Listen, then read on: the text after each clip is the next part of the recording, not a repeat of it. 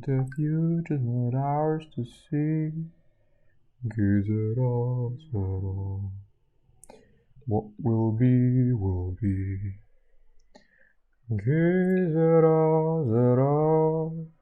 Whatever will be, will be. The future.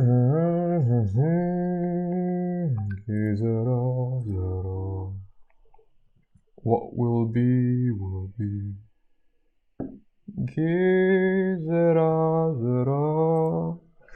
Whatever will be, will be.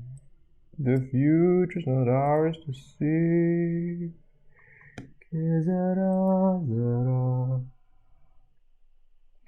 What will be, will be.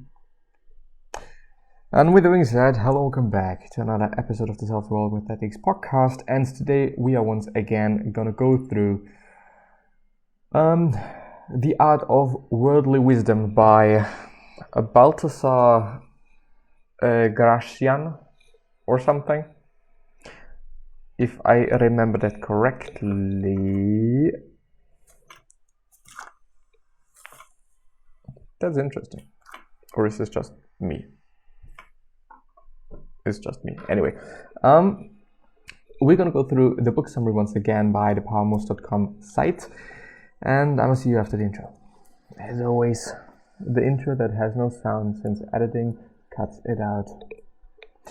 And with that being said, hello, welcome back. The fuck. And welcome back to another episode of one of the greatest books that I've ever gone through. No, it is a really good one. I know I don't want to downplay it, but there certainly were better books than this one, I'd assume, or I'd say, you know. Anyway, we're gonna go ahead with 228, or I think it may be the fifth of the summary. So in the real book it is maximum 228. But here in the summary, it is condensed to a very, very high degree, actually, which is amazing and good and great, because I do not want to go through 200 fucking maxims, especially when I do not really understand them and what they're all about. But yeah, avoid value-taking, covert, aggressive humor. Original title: Don't be a scandal monger. Don't be known for impugning the fame of others. Don't be witty at someone else's expense. It is more odious than difficult. All will take revenge and speak ill of you, and since you are one and others are many, you will be easily defeated. And take no content in the ills of others, and don't comment on them. A gossip is always detested.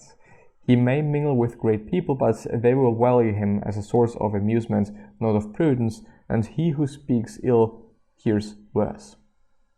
Well, yeah, I would actually say so as well. I do not like the lighting.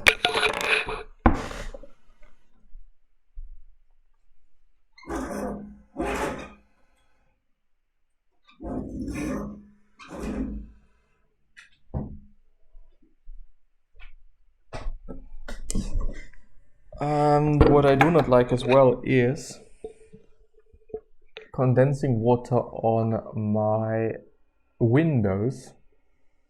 Since my windows are out of wood, it is not that amazing, really not. Anyway, do not talk ill about other people. It's just really unnecessary. There is no benefit that you're getting from it, and there certainly isn't any benefit somebody else can get from it. So do not just do it, period.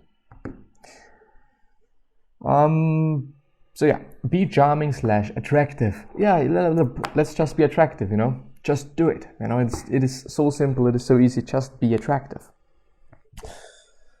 You know, why aren't you already attractive? You know, why are you doing this? You know, you can't just be attractive.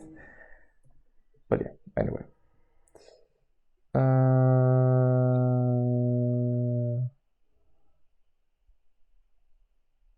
What will be, will be. It is a wise sort of bewitchment. Let charm and courtesy capture the goodwill of others and also their services. It isn't enough to have merit if you don't please others. And this is what makes people praise you, and acclaim is the most useful instrument we have for ruling others. You are fortunate if others find you charming, but this must be helped by artifice, I guess, which works best when natural gifts are present. Charm leads to benevolence and eventually universal favor, which is amazing, which is good, which is great. Yes, be charming, be a good person, I'd say. But there's another note by the author of the summary.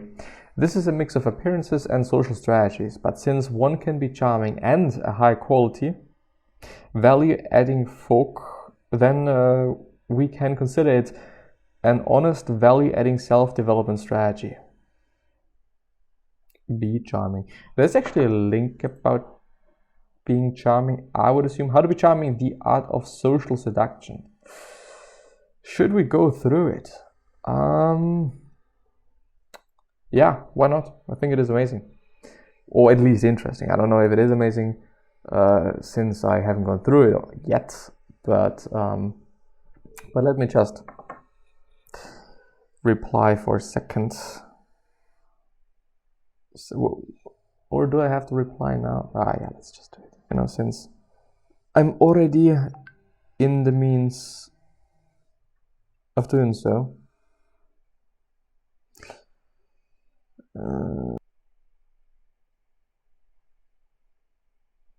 What will be, will be.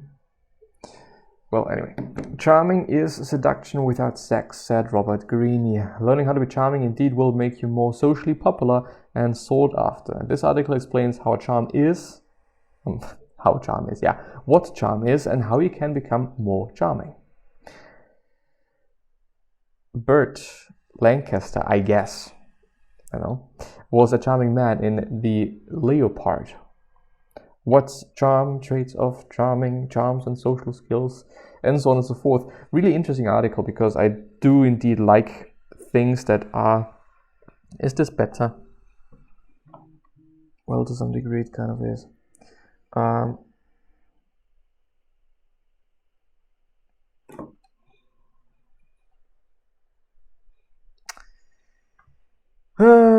Google Dictionary defines charm in very simple terms. Very pleasant or attractive. And that is exactly how it is. Pleasant is the most important part. If you're not pleasant, you can't be charming. But the upper echelons of charming are not either or, but are both pleasant and attractive.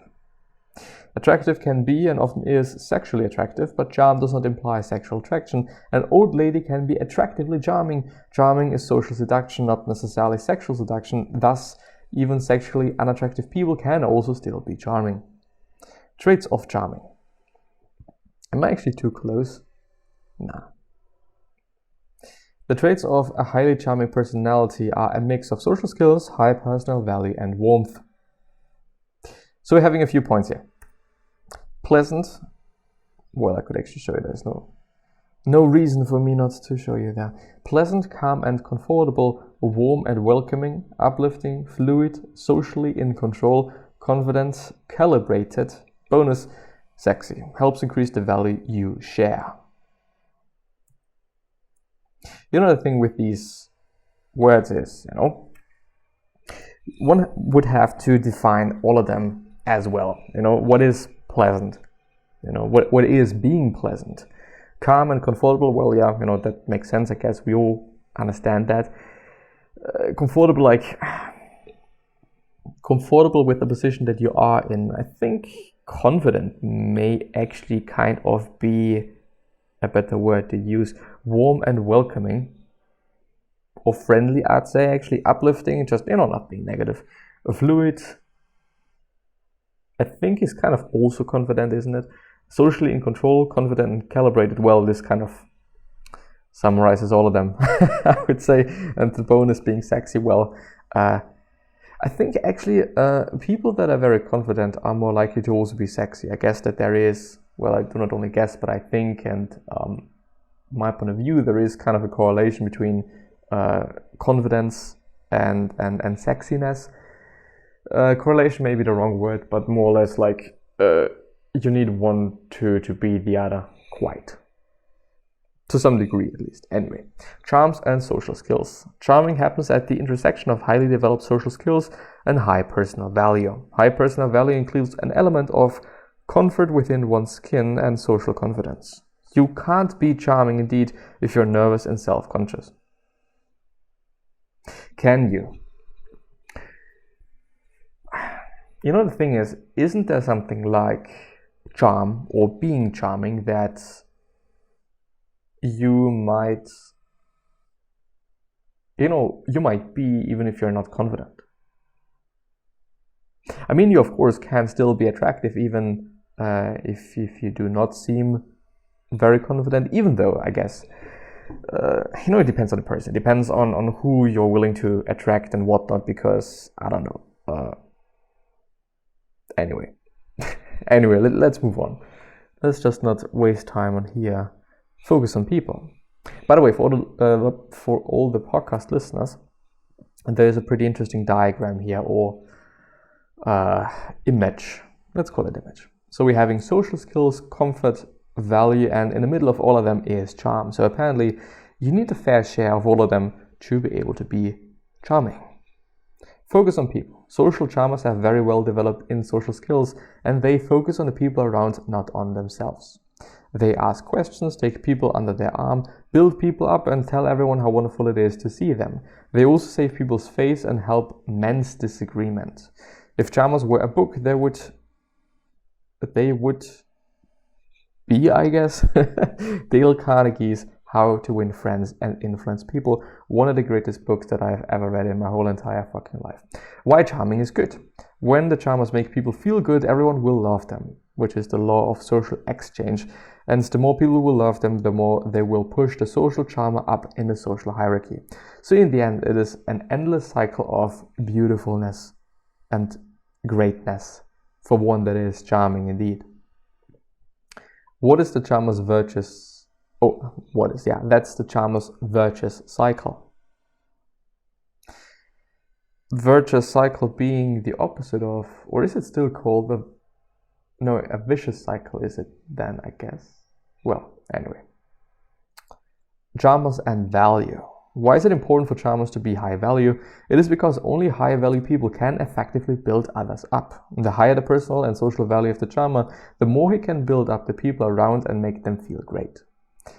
Which really is the case. I mean, if a boss comes up to you and is like, well, you're just, super duper amazing at whatever the fuck you're doing, then this just feels completely different than saying, well,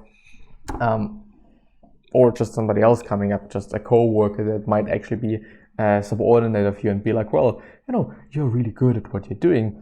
Yeah, of course, I'm good at what the fuck I'm doing compared to you and your abilities, since you're very new to the company and so on and so forth. But doesn't necessarily have to be the case or have to be about social hierarchies. Of course, this is an obvious example of things that just work, and it is the case. But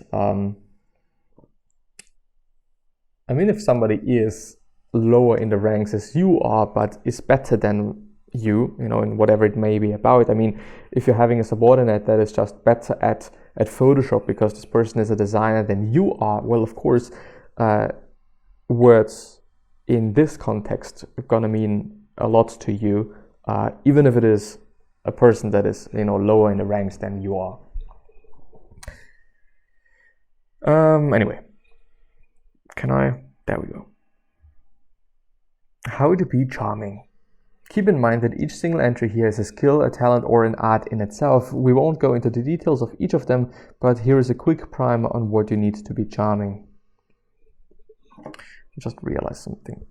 Just want to check something really quickly. I do hope that I'm gonna cut that out actually.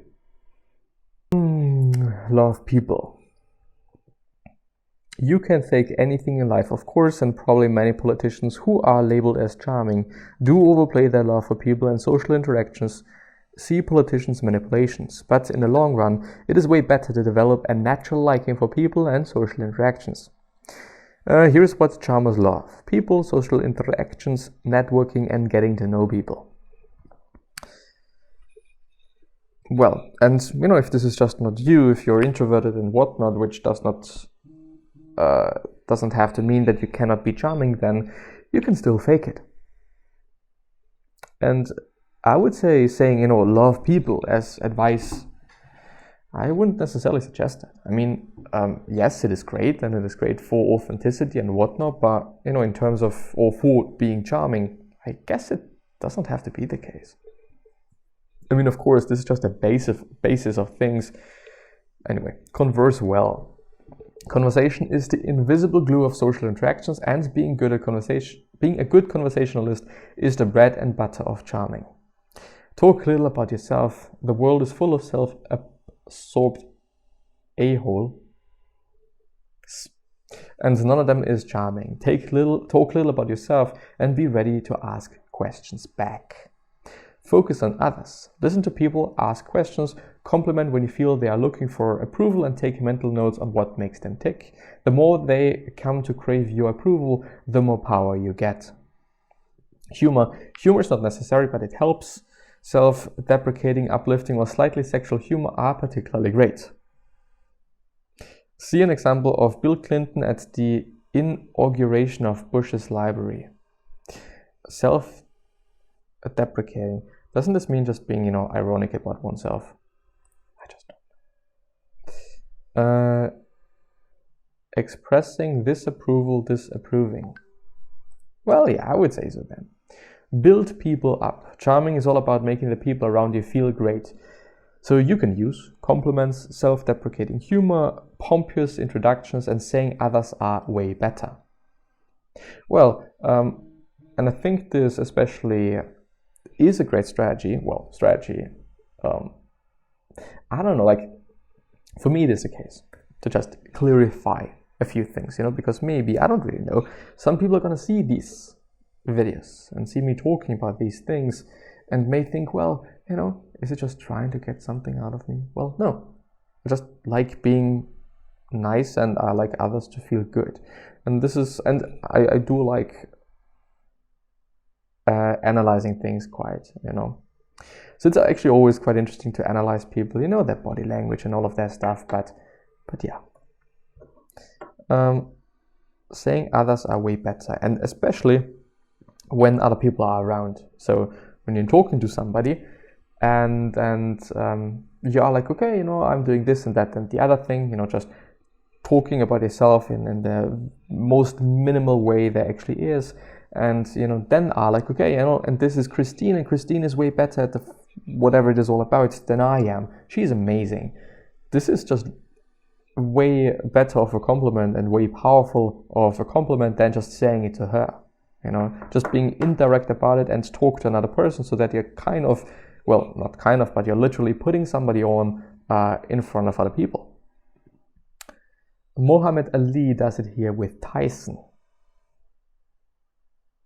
Ali is charming because he deprecates looking humble and builds Tyson up. Tyson loves it, and so does the crowd. Just listen to the cheering. In turns, Tyson says Ali would win, which makes for a memorable skit that raises both men's values. Imagine if instead Ali had answered with, "We will never know."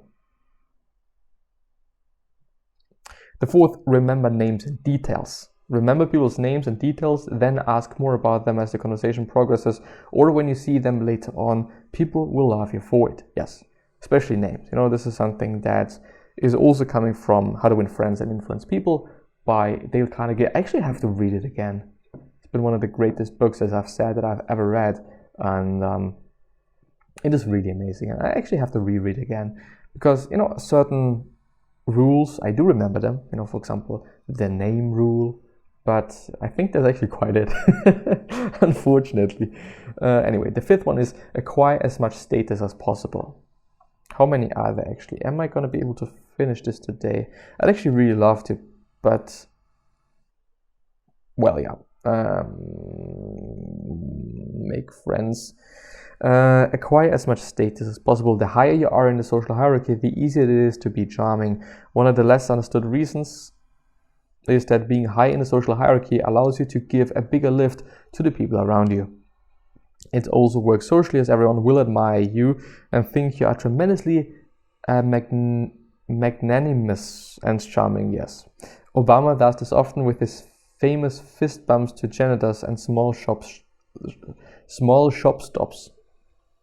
Make friends. An easy way to be instantly charming is to walk into a place and knowing everyone. People saying hi to you and you saying hi to everyone will immediately boost your social value, at least relative to the people in the venue. A great scene to understand this concept is the scene from the Goodfellas where Harry takes Karen out. Yeah, of course. I mean, I would certainly also say that it is attractive to just be a person that is known and knows others.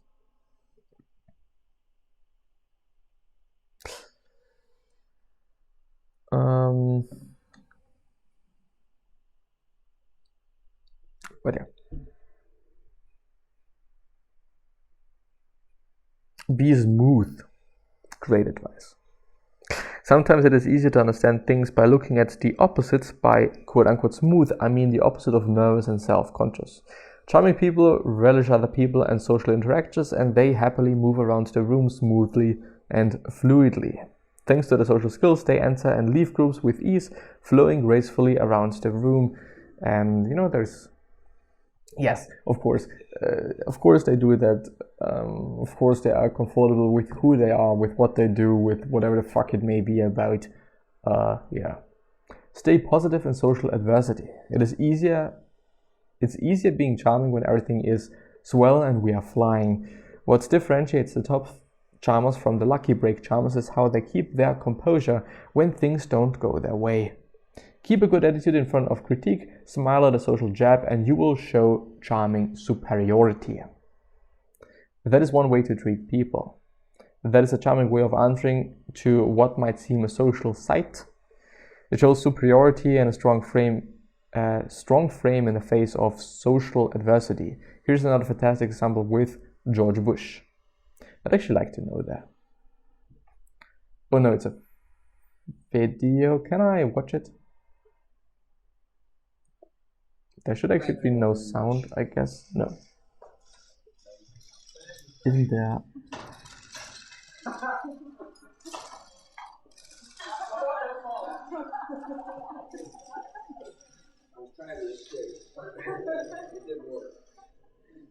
So Bush trying to open a door, and it apparently is the wrong door, and I think it will actually yield results before he then just leaves in different ways. Thank you very much, everybody.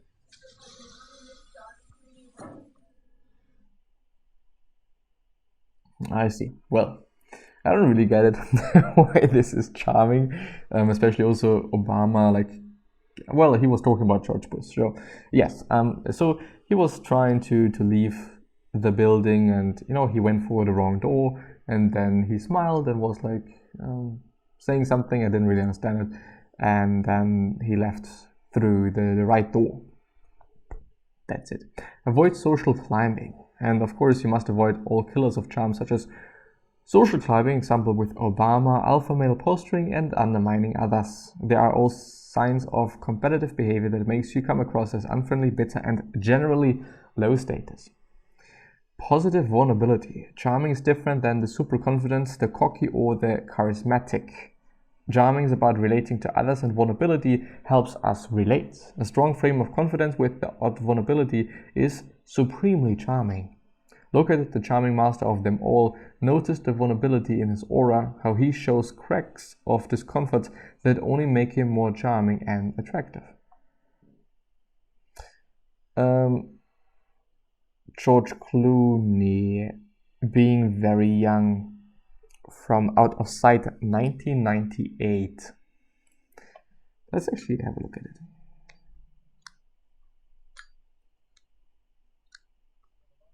So George Clooney playing around with a lighter, a Zippo, to be exact. And he goes around, does something, but actually certainly, can I? You should be able to hear it. How can I help you, sir? Rita, see the man talking to your bank manager has his case open. Oh, that's Mr. Gwynn, one of our assistant managers. Our manager is Mr. Schoen, but he's not in today. But you see the man with the briefcase? Yes. That's my partner. He has a gun in there. If you don't do exactly what I tell you, or if you give me any kind of a problem at all, I'm going to look over at my partner and he's going to shoot your Mr. Gwendon between the eyes.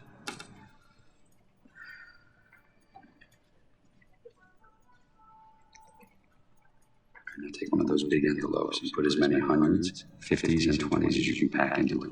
Nothing with bank straps or rubber bands. I don't want any die packs. I don't want any bait money. Start with the second drawer and then the one over there underneath the money counter. It's okay. Come on. Key's right there next to it. There you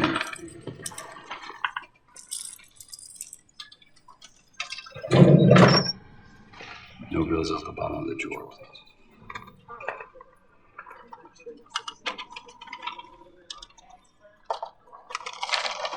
Your first time being around? You're doing great. Just smile, Loretta, so it don't look like you're being held up. You got a very pretty smile. Just 20 to 20. Put those in my pocket.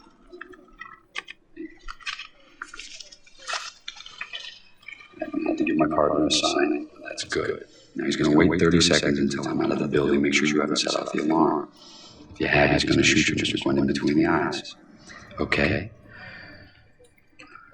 I think that'll do it, Loretta. Thank you. Well, Nice day. Yes, he certainly is charming, but I also don't really get this one, to be honest. But anyway, charming man example, and here are a few examples of charming men and women. Really important, there's also women that are very charming. Here's the archetype of the charming man. Almost any video you take of Clooney and any real life interactions is going to be an example of pure charm. Is it? Maybe that's the move. Maybe I switch it up. Start over Seinfeld. What was that scare about taking on the Senate? No, it was just a trickier role than I'd done before, and I wasn't really worried. Oh, there's John. I wasn't worried so much. Hang on a second. There we go.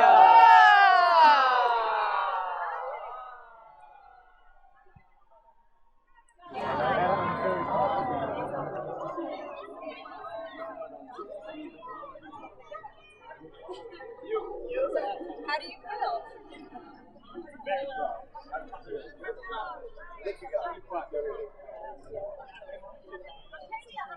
Well, yeah, he's shaking hands and stuff like that, and yes, certainly a very charming person.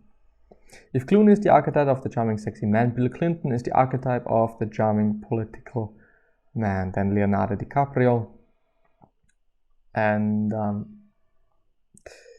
a charming hostess. I see, okay, never mind. Anyway, gonna end the episode there. Hopefully see you the next time, and bye-bye.